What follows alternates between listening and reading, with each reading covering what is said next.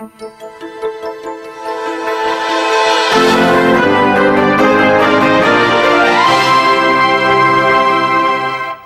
kvöld og velkommen til et tjekk om rettenden til samkynten i Førjun. Skulle samkynten ha rett til skrasedet som pør i Førjun, skulle det tryggjast i lovene mot mismåne, eller skulle vi høre lovgjøv om rettenden til samkynten i Førjun. Det heldig sammen Peder Grundlandser som jeg ikke at vi skulle gjøre, men det heldig Boy Davidsen serlakne som selv er samkynter. Han har livet i Danmark og nekvar, og vi skrasedet noen samløyve sammen med mannen til Søren. Og Christian Magnussen løktes med over her ikke måter at det samkynte får rettende, men han vil ikke strøyas for å få en lov for tinge. Kvoi? Jeg tar slipper dere greia mer fra om en løten.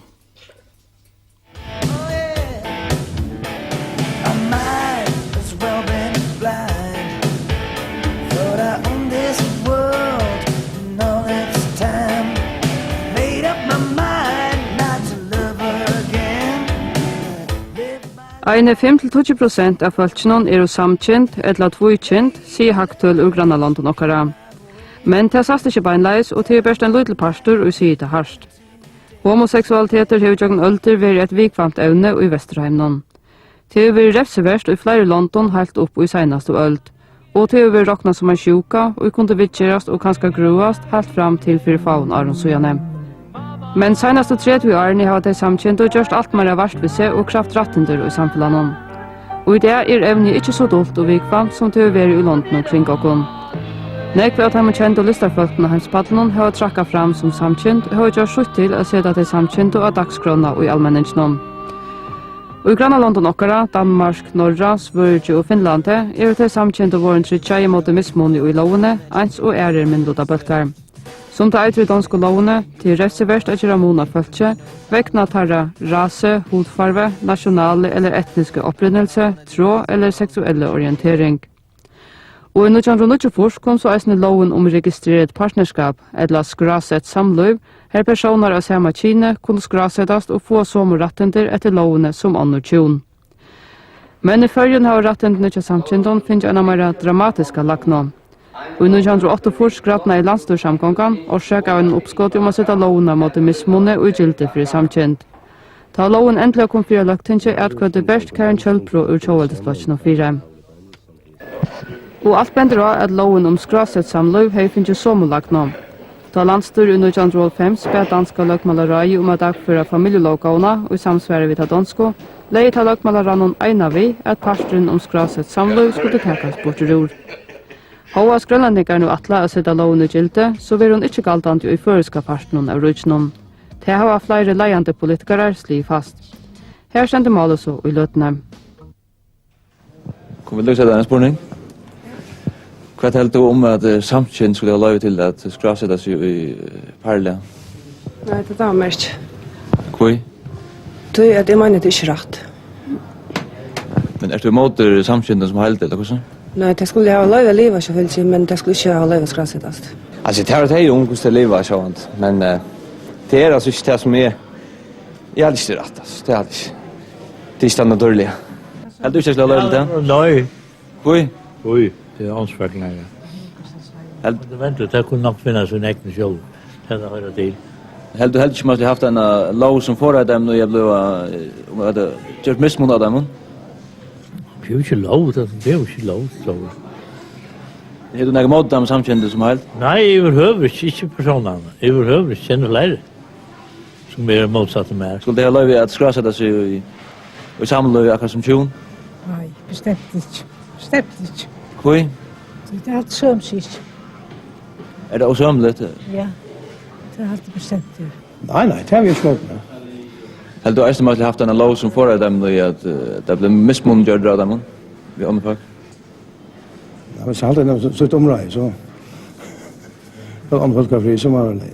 Men det är för tjärstan. Det är tror efter det normala så vet man vad det tar över.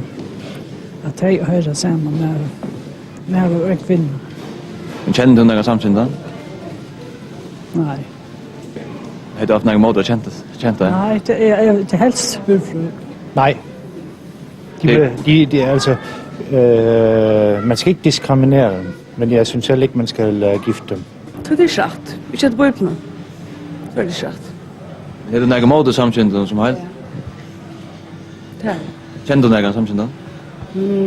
känner inte vad de.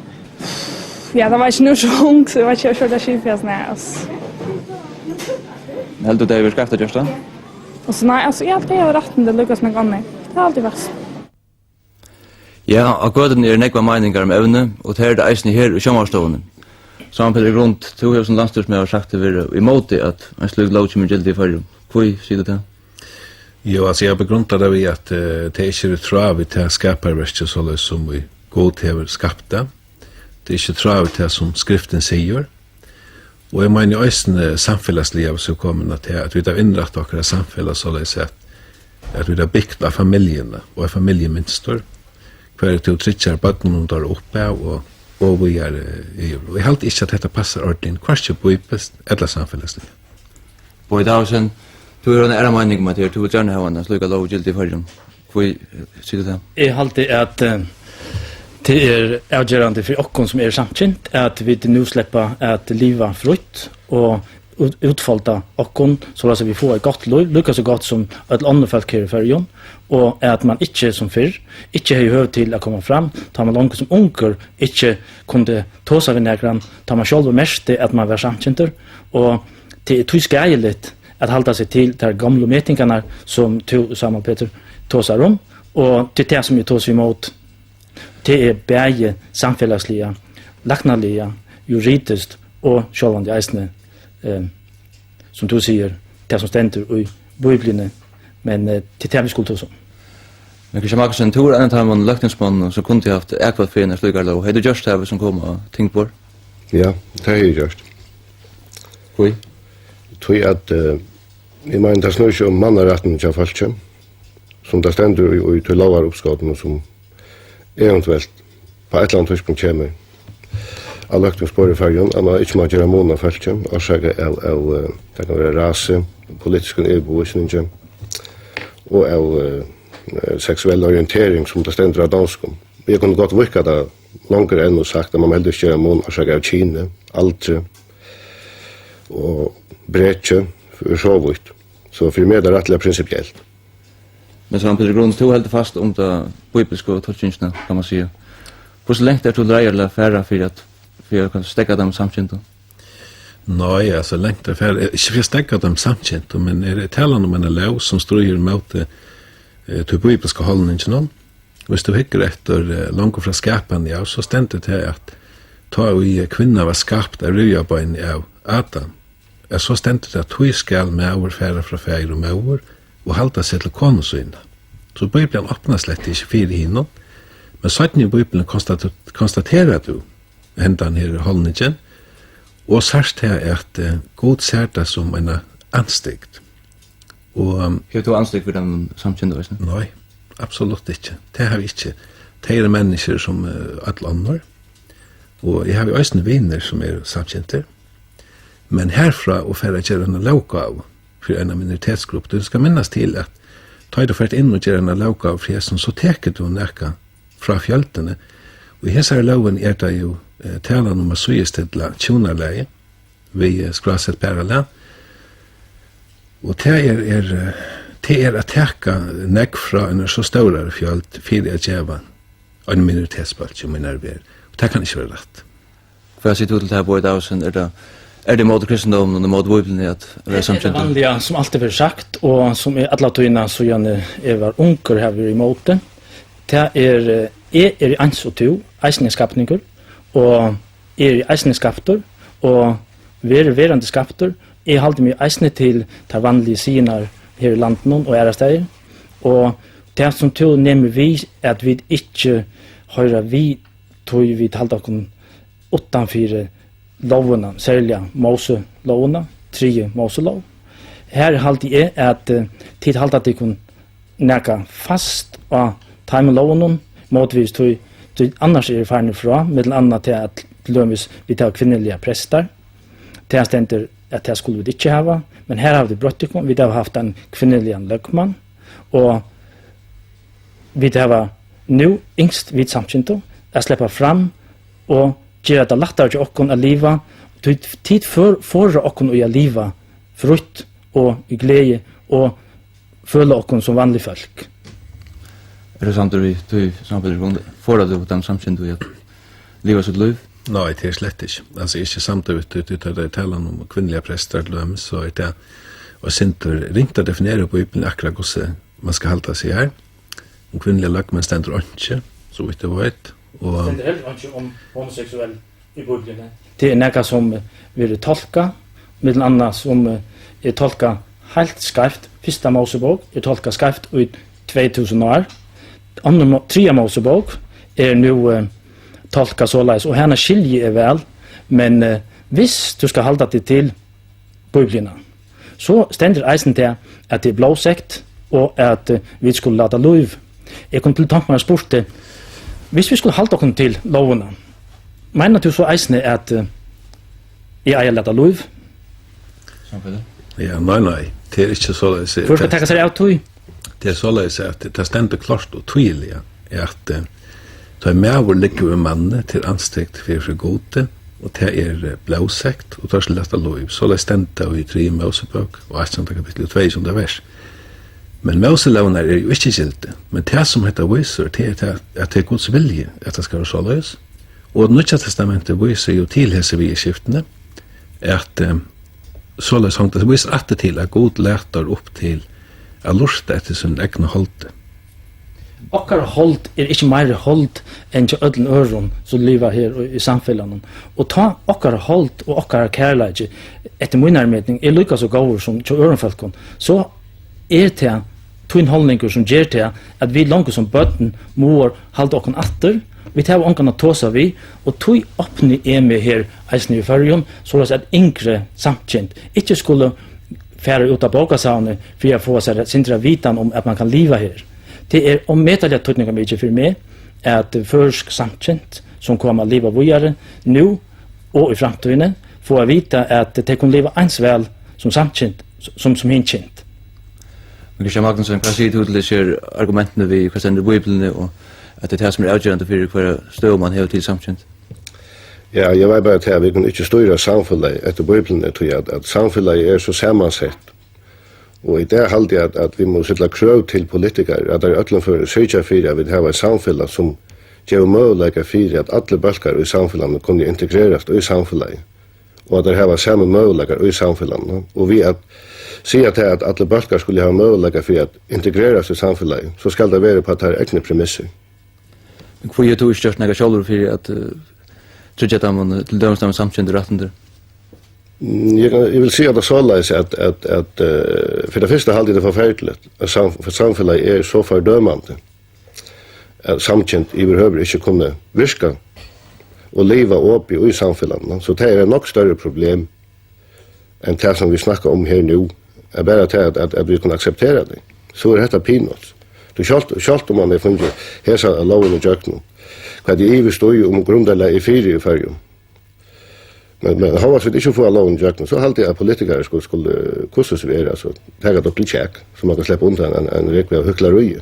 Men hvor er du ikke størst nægge sjálfur som løgtingsmed 4 til, eller tvinn flokker? Jeg ville sagt at hvis det var en pression fra de samkjent i Førjun om at funnet seg loven og løgtingen, så vil de eisen av gjørst det.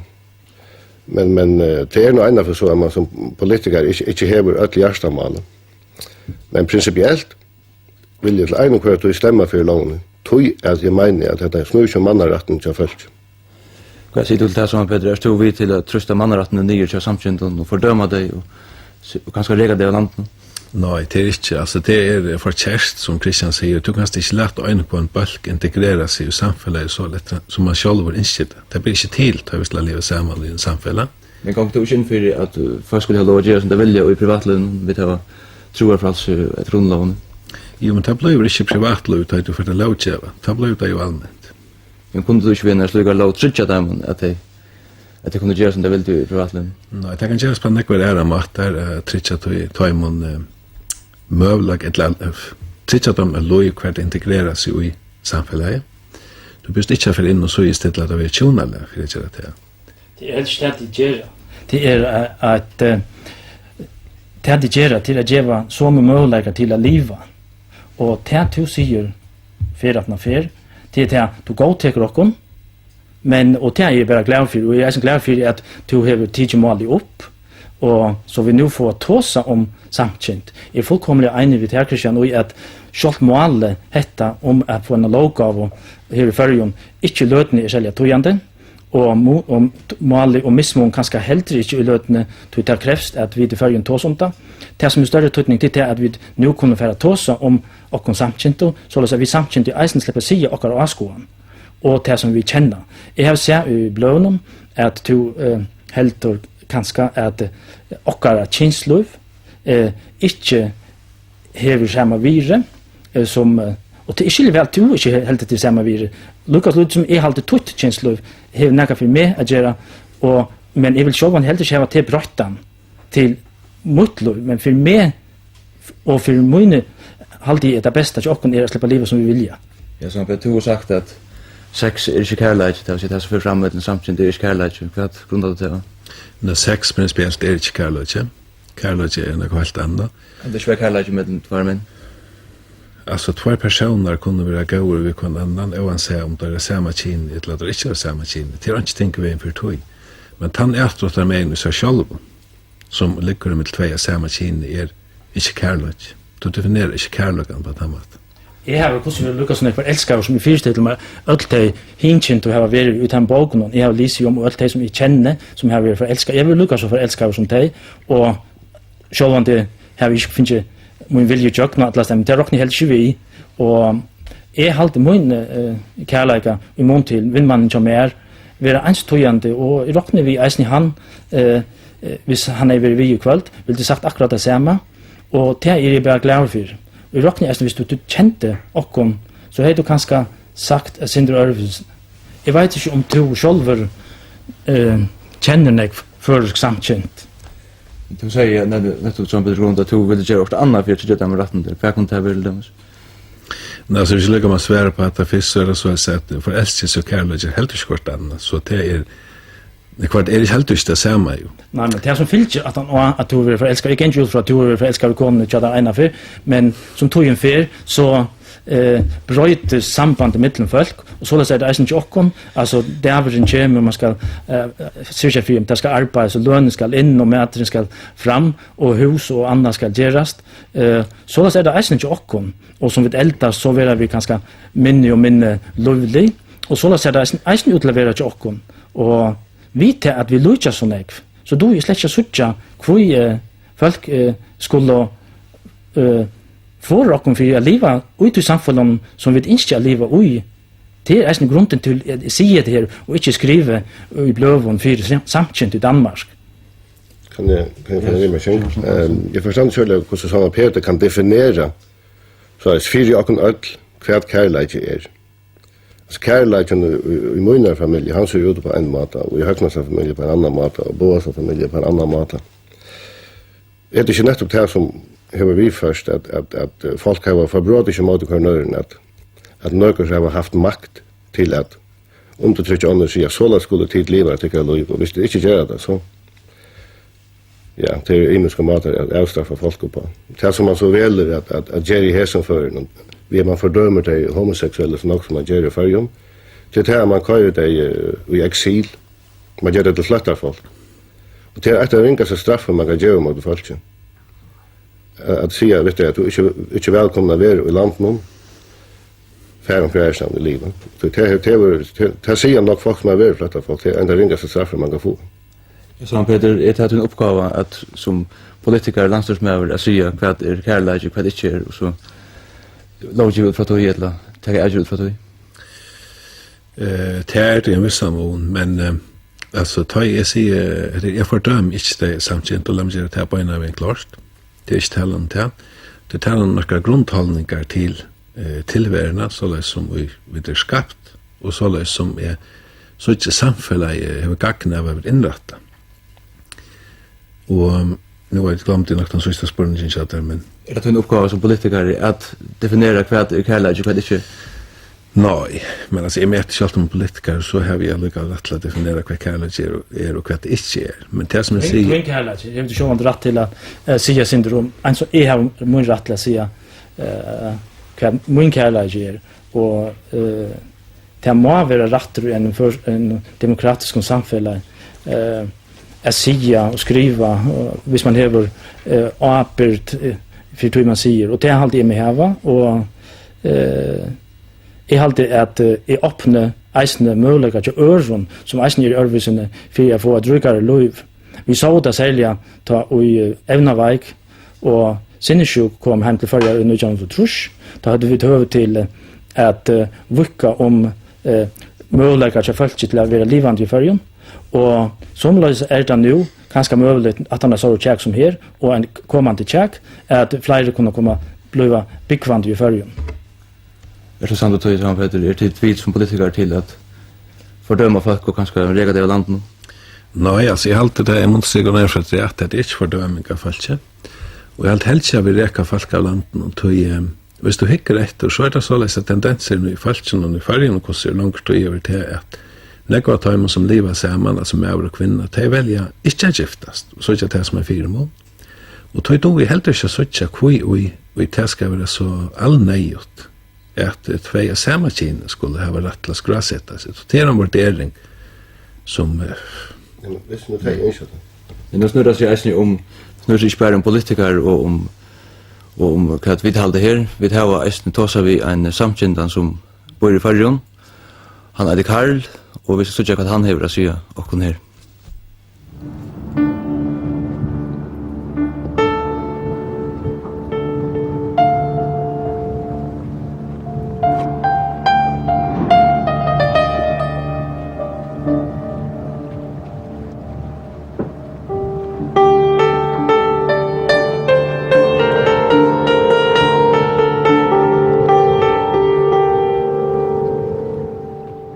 Karl, hvor du valgt å være ånønder i sendingen?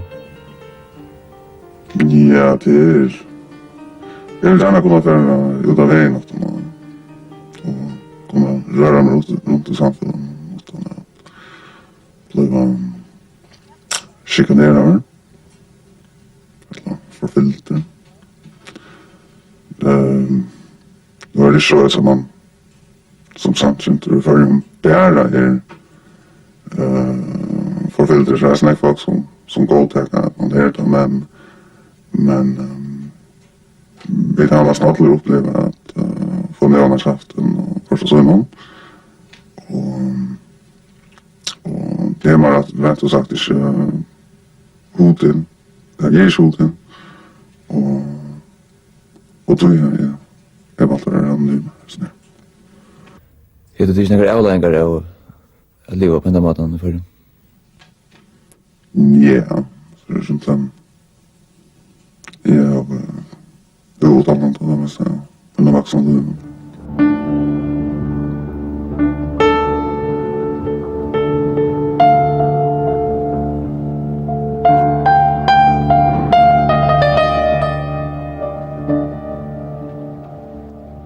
Nästan atler med det första. Så är det sommar som jag alltid varit med an till förr. Och jag nettopp på grund av förfylltjänsterna så jag var där isolerad sig. Där skjult, att det blev mist, bänger för att avloppnar. Det är ju så att det är en positiv anslutning för det samtidigt. Och det är säkert det som är gott för det första samfunnet som har fått. Hvis det samtidigt att det blir möjligt att bygga för någon. Så vi nägavaknar är väldigt ambitiös och vill jag ganska präkva att vi åker arbete som klarar dock med allt.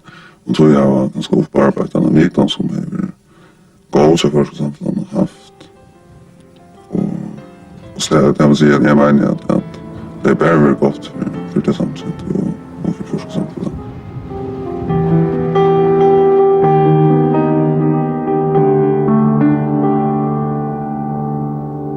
Ja, så så han Karl och så han bedre grund det känner sig förfyllt och rymma landen och kanske folk som kunde driva det enkelt samfunnet.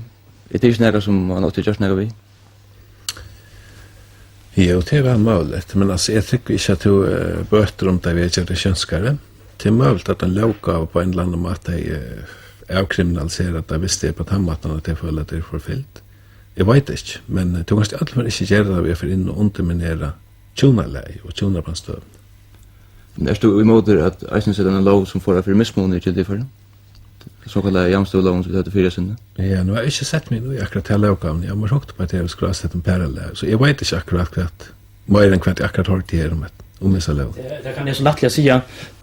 Det är bara en lov här som säger att det ska inte göras missmåner innanför ytterna och innanför samhället. Om så är att kyn eller ras eller ationer eller det som vi kallar känsliga orientering. Annars ständer inte ut i loven. Det vill säga att om så är, kommer till färger och sökte jag starv och säger jag var samtjänter, så fick jag starve oavsett om jag var samtjänter eller ej. Hvis jag var kvalificerad. Och att det inte var lovligt att säga att du kunde inte få starve hvis du var samtjänter. Det är nog den tydningamekla. Mer tydningamikil lov än händan om skrasetting. Hon har inte den stora praktiska tydning. Det här finns så för. Men jag har alltid det sinterliga vid hela sändning som nu kom fram här. Det är att vi kommer är onämntor. Och som du sagt i ödlen blöven så är det som tog sig fyra att vi skulle kunna leva här ödl skriva sig ödler anonym. Och vi helt det är tog att det inte føler seg trygg nok til å si sine avskoen. Og det kan ikke være rymelig i en demokratisk samfunn at det ikke tårer å si sine avskoen. Det er ikke bare teg til en familien, vindfølelsene. Og jeg kunne tanke meg å spørre til om så var nu att onkel i familjen inte att det är vindfält kommer så att vi till att det var eller vi kommer det vara ja sonen ganska var samtidigt hur ser hej du själv just för att tosa vi son chatta vad du just ja så för det första vill jag säga att oavsett hur sonen som är så ut så bröt det ju inte på kvadrat och för chest det är det första. Och även så går jag se ut annars så vill den alltid vara sån min. Men jag vill inte färja bilden in att detta var rätt och det var naturligt. Visst det var inte var från naturen. Eller det är rätt att från bandsbein är skulle vid alla tunna få vita att det som tid kallar normalt är eisen normalt till okkom. Är det rimligt att man sitter som ett barn och i flera år för sig själva och följer att tickara meeting hur så tid har det är det rätt att ta man själv och slett inte följer det. Helt det är rätt. Nej, nu är det att jag är ner för någon att det är inte att jag var där i rymligt och att det inte är rymligt. Det är vad i skriften säger. Så det är det. Du är politiker, det är inte en bara en kyrklig spårning. Som också en skild till den här samtidigt som vill vara anonymer. Ja, jag skiljer väl alltså hvis man kan man säga hur undertryckt så lunch och det är som massivt hat och forskar i benchen och brukar alla sin energi på faktiskt att finna några fel vi kommer. Ja, så folk slappar ju inte av i alla myntlar i från samtjänsten. Så det är klart att land tyspunkt så jag menar så tar alla folk ut. Men du nämnde själv att nu är en impression från de samtjänta själva under förrjun. Att det är inte själv att tracka fram och trösta av det vill det ha rätt under det. Det kräver en stora styrka i behöver att som det samtidigt säger komma ut ur skapen och tracka fram och se att man är så något annorlunda av som ökjon som ökjon för de flesta folken till dömes i färgen. Men som politiker har vi samarbete med några skilter och till att söka för att vi att kunna vara i som samfällan och vi har eisne menar jag skilter till att trycka dem samsynte så läs att det kan leva under skipa om förhållanden. Så eller så. Så kan vi diskutera men kvart är det som vi halta hötter och akkurat mat att leva på. Alltså är det att ta lujus för någon giftermål är det vi snackar om alltså. Kunde man tycka att han pastor borde eller vi kunde väl snacka om det. Vad vi skulle. Tjära fyra att trycka dem samskiften. Samsynte några lögfröslig rättande i färgen. Men är det hur stor trubbel i samhället? Helt ju se att det målet kommer fram så är det kanske onkel som vill ha politiska vinningar och det samkända sig lite inte. Är det hur några trubbel att skulle vi den lagstiftningen östen? Kunde vi bara låta det köra som det högkost? Ja men jag tycker att de flesta av oss känner samkänt i färgen. Vi vet att det är och vi vet att de följer att det inte kunde leva ett aktivt liv. Ett liv hver det accepterar i samfunnet som nu Og tog jeg alltid at vi som politikere i alle føren nå trykker de løgfrøyslige og eisene i år og tale appellerer til folk om ikke gjøre mån av folk. På i dag, nu det en dansk lov om skrasett samle. Det så att vi skulle ändligen sätta att danska loven är verk i förrjun till att nu hade det Danmark som mot Eisne hade förrjun, annars rymmer öll, eller? Nej, det är alltid slett ikke. Jag har alltid starkt rymligt att vi får två som det. Og nu vi så byrjade, og det ett av utslutningen av tog som du har sagt. Og selv om vi er enige, så jeg sterk vel nøkter vi til at du har sagt. Nu råkner vi hvers mannspaten i førjen, her vi finner lært hva det og til det som avgjørende, at vi finnast, det føringer, og nekver utenlanda, men det kommer kanskje heimater om det føler seg sinte bedre fire, og at man langt fra bandsbeinet av har retten til å være her. Så Peter, nu sitter oss under ensammadler her mot Heimbalen. Du vi på at gjøre til dømes en lov som får for mismående mot samkynningen for? Ja, så skal ikke måne menneskene, uansett hvordan det men alle mennesker mennesker, tror jeg ikke måne det. Det er ikke en åpen hånd til Kristian at man kunne fært handveien kurser hvis man ville gjøre snakka for det samkynningen? Altså, jeg hadde bare vi skulle ta evne opp og diskutera det åpent. Og i kurset så ikke legger noe brenne av bale, hva vi rønner at skapa syndabokker for at kanskje få noen bøylige stemmer. I alle fall ikke til. Men nu under kjærgen her, som Peter, har du brøtt noen støv og til denne spørningen om retten ikke samkynningen og i lovene?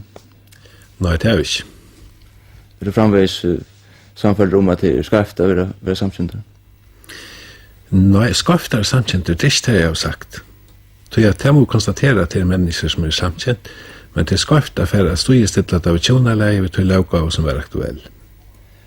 Og i dag, sin skil to bedre samarbeid rundt at nå tar vi en her kvalden? Nei, det har jeg ikke. Det har vi ikke gjort i 20-30 år. Det er ikke første for å ta vi folk vi har i Askoan. Og jeg har ofte hørt denne, men personligen kan jag inte gå till att du svärar slett inte till mina känslor. Men det gleder mig att du sammen Peter, alltså här kvällt har du sagt, att du helt tydligt och klart att du inte vill gå till hesa låna, men att du helter att lån och missmon saktan ska komma för lökting och utan att du annars för mot henne. Du är inte mot att det vi gör missmoner. Och det är bara glädligt. Men helt du att det är nöjligt att de samkynde råpa så hårt upp. Alltså det är en lille böcker. Är det nöjligt att man ska råpa utom geilar väggar man samkynde? Visst nu en stor part av fölsen är emot? Råpa utom geilar väggar så största har vi varit så frivilligt. Vi har inte har sagt och nu är jag längt upp i fjörut nu och leva frivilliga och jag har ju inte haft en standande gott i förrjun och mer heltiger än här som samkynde som var vi sändningen här. Men hvis den vanlige samkynte føringen skal ha det godt, så må vi fære tåse om det, og vi må slippe tåse om at vi er samkynt. Tøgnen hvordan er ikke verdt til okken. Det det kanskje til samfunnet, og til det kanskje, men det er ikke til okken. Kristian Maxen, tror du på at vi får brøtt støvene til det samkynte, og kanskje til det mindre bøkker og hese i øldene? Vi halde at folk skulle hugsa seg syndrom. Kanskje anker spør seg sjølvan, altså ta sjølve i en støve, hva det hvor ikke er fra Marlodan, hvordan oppi heilet det nekva matar, hvis man ikke har styrkjene til at være annerledes.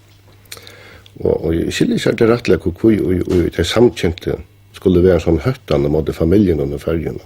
Så hvis vi ikke har familien under, så det er noen skilsmisser, man kan spørre seg sjølvan, er noe til den fantastiske institusjonen som man sier om det er. Altså vi kan jo vente spørning om nekva matar.